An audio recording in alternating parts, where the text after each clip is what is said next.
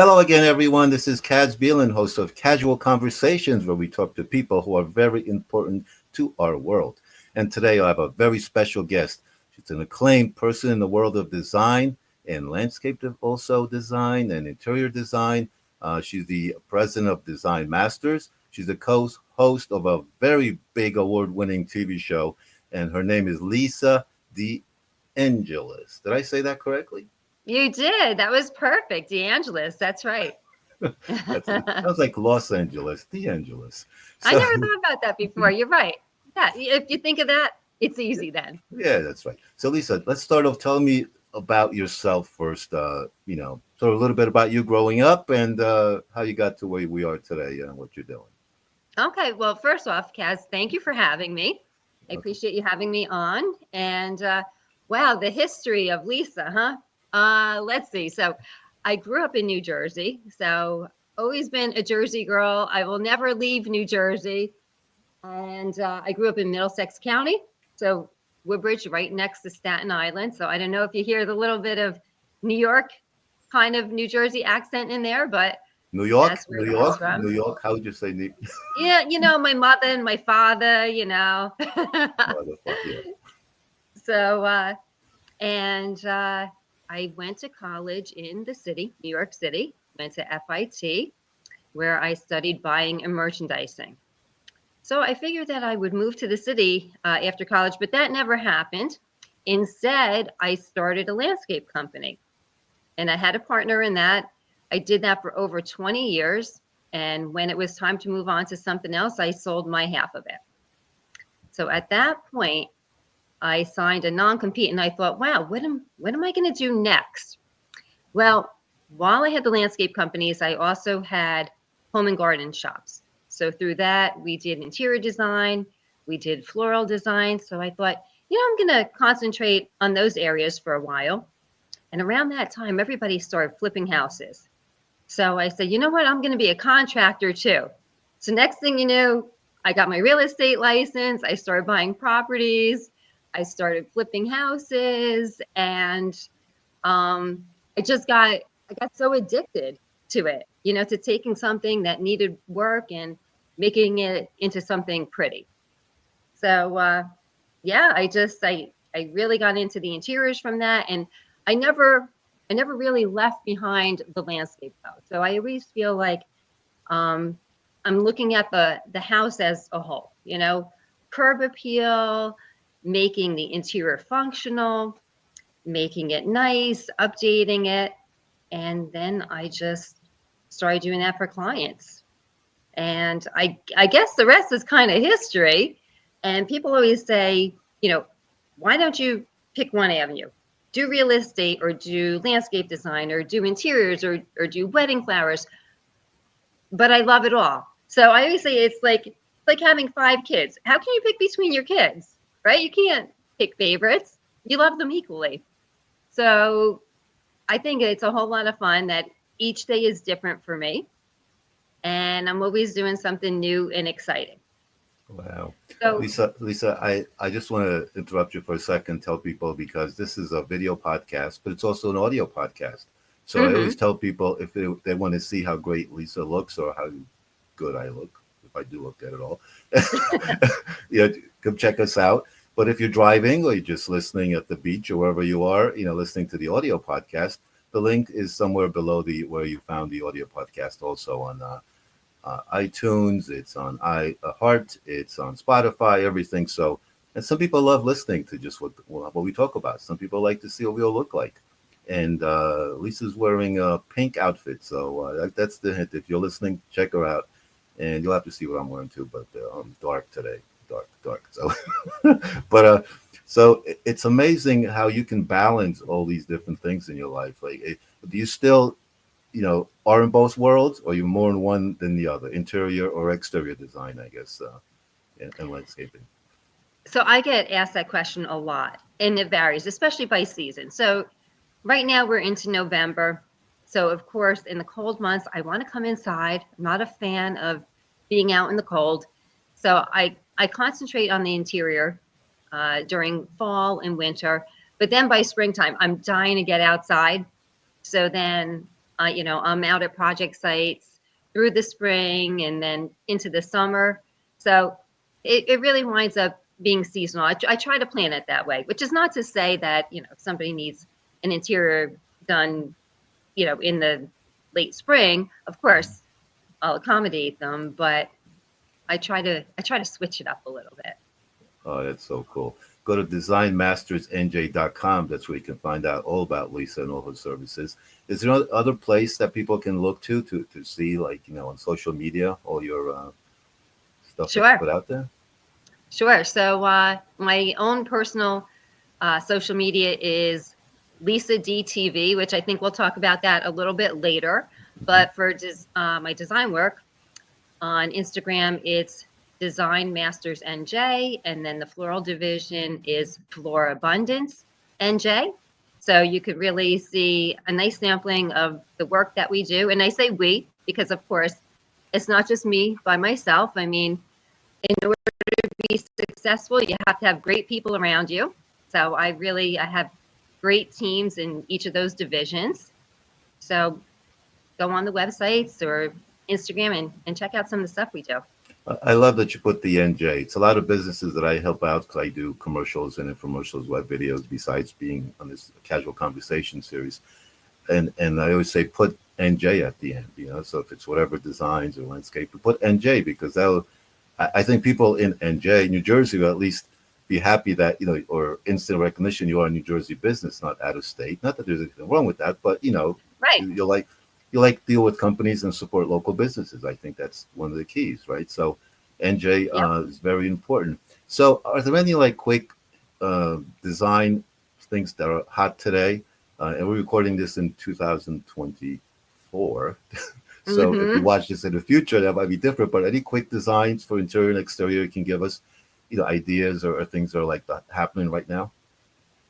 Sure. Well, especially for exterior. So for landscaping, a hot item is native plants right now. Right. So native plants have been grown in our New Jersey soil. So they acclimate much better when you plant them, at a customer's house. They haven't traveled across the country. So they're usually fresher, they're in better condition. And when you have native plants, it's good for the environment. It's good for pollinators because it's so important to have our pollinators. So the bees and, for the ecosystem to function the way it's supposed to. So I would say that that's really hot for landscaping.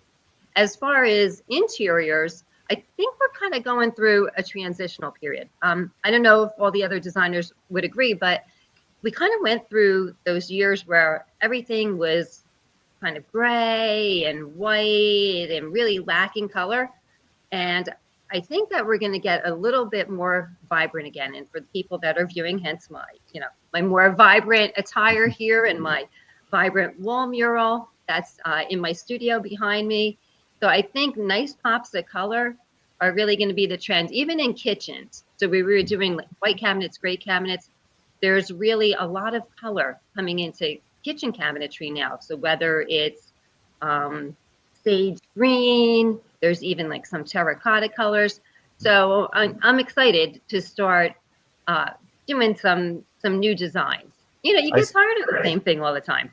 I see blue, like blue houses, blue Mm-hmm. cabinets, a lot of blues coming out, or people putting black on one side and blue and regular wood on the other side. It's just like these combinations that you think off the wall in a sense, but you Yeah. stand back and you look at the whole combo. It comes out pretty cool because you got light here, medium, and dark tone. And Yeah, I think you're exactly right. So I think navy was the first, right? yeah, Because it kind of strayed a little bit from the standard black. And then we started to get into more light blues and aqua colors, which yeah. is exciting. So I think the next few years is going to be fun. Yeah. Wow.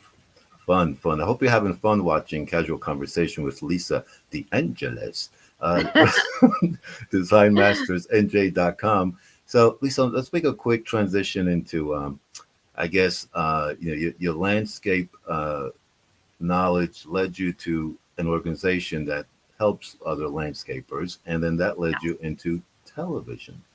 and that Right. led you into amazing stuff. Tell us about that. So that was very unexpected.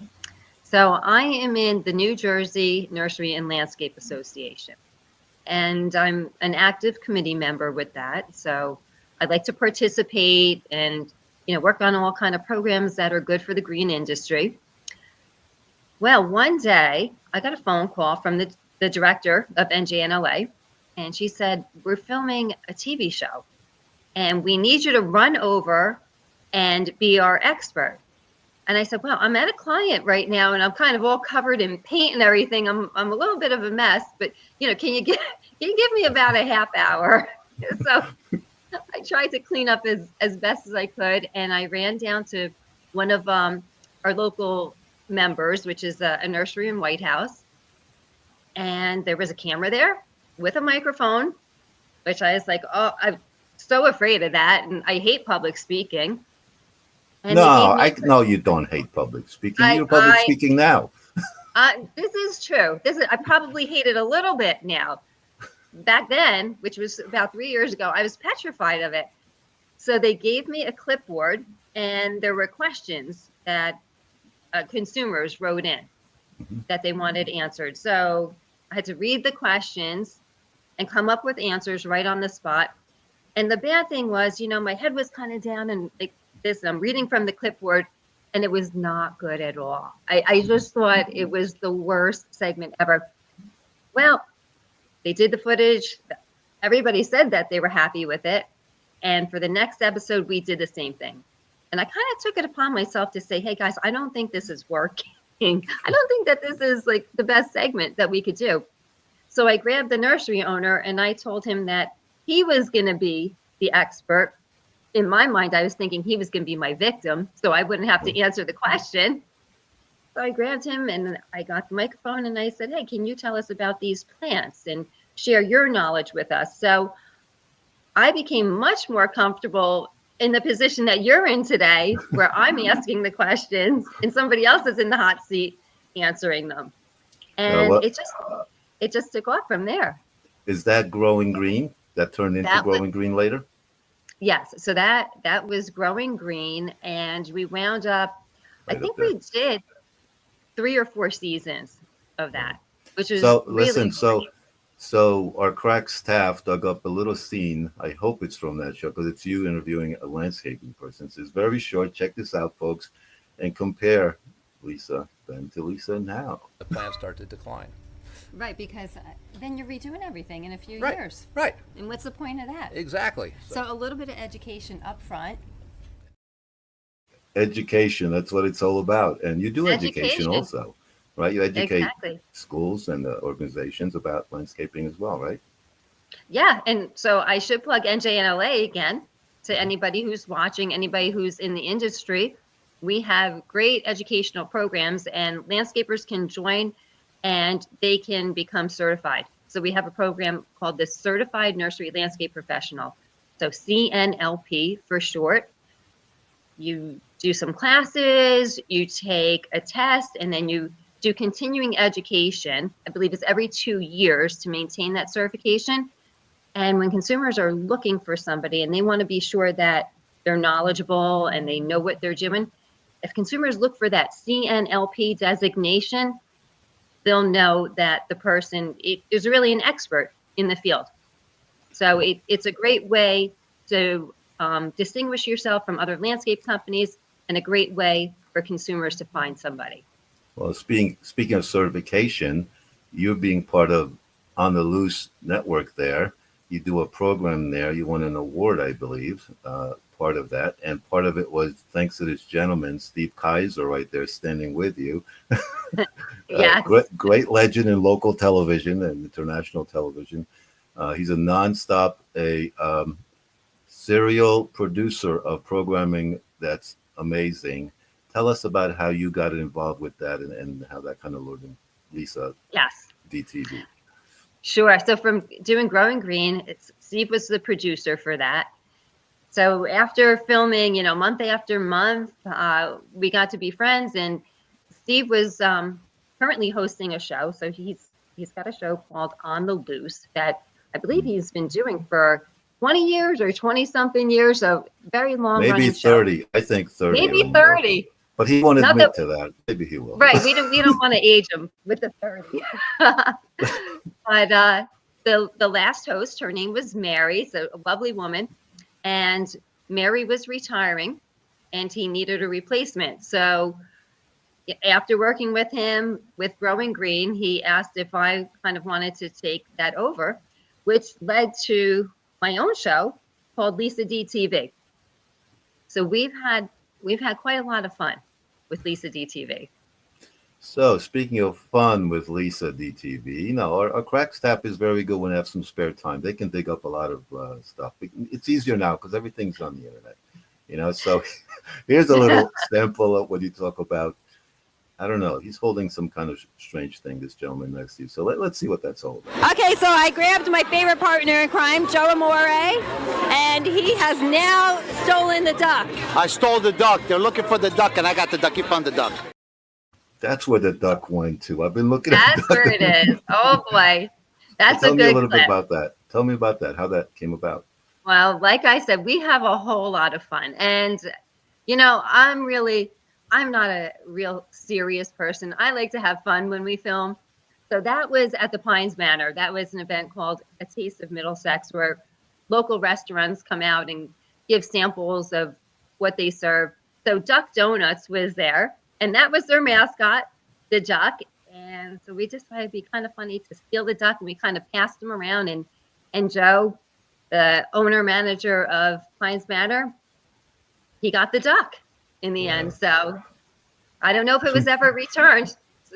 I'm not sure at this point. Oh, well, maybe one day the duck will get tracked back. Who knows? But I learn a lot of things doing casual conversations, like speaking with you. And you learn a lot of things when you go to different businesses. And here you learn how to make everyone's favorite dinner, perhaps. Check this out. Is that yours? This is your pizza. That's mine? That's yours. Look how nice it came out. I see You did a great job. All right. And mine's coming I'm out like next. a real life chef now. You're so happy you made that pizza. You know, it's have no idea. you know what's cool is that, you know, people who are watching the video portion get to see this. So if you're listening, you got to go back and watch the video because you get to see how great Lisa looks and everything else, and also all these fun clips are so fun to watch. So did you actually eat that pizza and enjoy it, or what happened with it after the crew ate it up? What happened? I did. I had a piece, and the staff of the pizza place each took a slice. But I will say, the reason why I was so amazed is, you know, I'm talented in a lot of things, but cooking is not one of them. So, and especially coming from an Italian family, everybody's really puzzled by that. You know, stereotypically, Italians are supposed to be great cooks, and that gene, that just skipped me. So when I made the pizza, I was like, my grandpa, if he saw this, he would be so proud. He made the best pizza. That's amazing. So you get to go indoors, you get to go outdoors on the loose also. Check this one out. Yes, all I need is a beautiful lady. No, I'm kidding. No. I'm not. Well, I think he wasn't wearing glasses, so he wasn't sure what was going on there. So I was like, he's like, dude, there's one standing next to you, Kate. Oh, well, thank you. He was quite the character. So that was at the Basking Ridge Car Show that they have every summer. Lots and lots of great cars there. We had a really good time. And he had the car that is featured in the Grey Poupon commercials. Oh, okay. So he had the whole setup in the back of the car. It was really, really funny. And he really went along in character, playing the part so well. It was a really fun time. So you went, pardon me, do you have any Grey Poupon? Exactly. Yes. That was a classic commercial. A lot of great stuff. Yeah. I speaking the one local commercial is Reps with the little guys. We're here to pump you up. Yes, that's a good one. I created those commercials way back then when Steve was a teenager. Your producer Ah. on the loose. But we did those back then, and we did the Lacardi daddy-daughter commercials and stuff like that. So, you know, it's those are 30-second little sound bites. Just sort of, these are a couple of 10-second sound bites, which are great from the program. Now, this is the last clip, and it's a very special guest that's on there. You can tell us afterwards, okay? A Okay. little girl there. So I'm continuing my tour of downtown Flemington, and I was just walking through the neighborhood here, and She just got it posing there, like, look at me. Who is Yes, that? yes. So in the middle of speaking, I kind of stuttered for a moment because I realized as I was talking to Kevin, the artist, my granddaughter came out of the door of the art gallery there. And I thought, what is she doing in this shot? So, hey, you know, kids, they're all over the place. She's running around, and just one of those things that makes it even funnier. No, But kids are great. So now that you've been a television celebrity for a while, now this time you are the guest on another celebrity show. But you know, you've been designing, and now you're interviewer and being interviewed now. Like, do you have a favorite world to be in, or a little bit of each, or what? What would you say? oh boy. So no, I still can't say I have a favorite. Whatever I'm working on a particular day, I say that that's my favorite, because when I'm in the moment, I'm enjoying myself. But as I said earlier, then the next day, I'm on to one of the other things. And I love it all. So basically, I love everything except, as I said before, cooking. But I do get proud of myself when we do those cooking segments, because we've actually done a few of them. And in the end, I've been quite surprised that I've made some good stuff. So, you know, maybe I'll bring you some of my cooking someday, Kaz, you know, something that I make on the air, and then you can sample it and let me know. That would be great. I'll have my people talk to your people, and maybe I'll be a guest on your show, and we'll do a cooking segment together. I'm Polish, so we'll make some pierogi or stuffed cabbage, or, you know, stuff like that. Oh, that would be delicious. Or you can do Polish stuff, and I'll do Italian stuff. Really put you on a challenge, you know. So there you go. since, you know, Italian That cooking, you sounds said fair. Italian cooking isn't working out for you, so maybe Polish cooking could be working out for you. That's right. That's right. And maybe I could be the pierogi queen. There you go. Well, we're both Europeans, sort of, Italian, Polish, so neighbors in a sense in Europe there. But so what is your favorite experience, I say, from designing? You know, what makes you happy when you finish a project? Let's say, you know, what makes you glad? Well, that's a good question. So some projects are quick, right? So there's not even usually time to think about, you know, your favorite portion of it or what about it you really liked. But there's some projects that I have that last for months. And I will say that I find I'm excited, the client is excited at the beginning of the project when we get started. But when you're doing something that's a lengthy process, as in anything, kind of midway through, you start to feel a little bit bogged down and like, ooh, when are we getting, you know, to the finish line, and is it going to happen? And, you know, you're getting a little bit antsy, but then it kind of turns the corner. And then when you see that it's almost complete, and, you know, the excitement starts to build again. And then when the project is finally done and the client comes in and sees it for the first time, I mean, I just love making people happy. You know, so if they're like thrilled about it, I go home so happy, which is a good thing. But sometimes I say it's a bad thing, because I'm so focused on that sometimes I forget the business portion. And I mean, these people become my friends, and then I say, wow, I feel bad charging a friend. You know, I have to keep in mind it's a business too. But I really get excited when the client is happy. There's no better feeling than that. Hey, just like here, we heard everything you have to say. And I'm sad to say that we're pretty much out of time. 30 minutes is almost up, believe it or not. We covered so much about Lisa DeAngelis, and designmastersnj.com is the place to go find out all about Lisa DeAngelis, and from designer to TV star to award-winning television personality, and now a podcast guest. This is the first podcast guest we kind of did long form like this. Yes. And when you said the length that I was going to have to talk, I said, I can't talk for that long. But look, here we are already. Go figure. That's how it goes. Yeah. So listen, every guest that I asked this to every person. I said it's the most important question. What was it like being a guest here on Casual Conversations, Lisa? It was great. And you are the best host ever because we had a wonderful casual conversation. We certainly did. It was casual and fun and informative and entertaining and lots of cool stuff. So why don't you tell people all the places they can contact you one more time, real quick? Sure. So my main website is designmastersnj.com. You can get to my other floral website from a tab on there. My phone number is on there. Email is on there.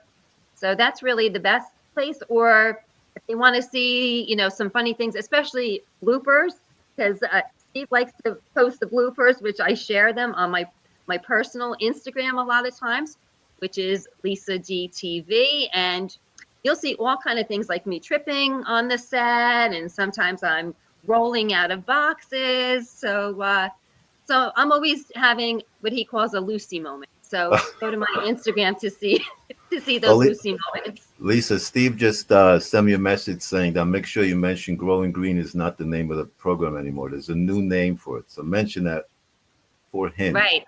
Right. Yes. So the new show for the landscape industry is going to be the Green Industry Report. And we are filming the premiere episode of that next week. So that should be on the air within the next 2 weeks. So I hope everybody looks for it. On the Loose TV, correct? That's where it'll be. And many other places, social media and everything.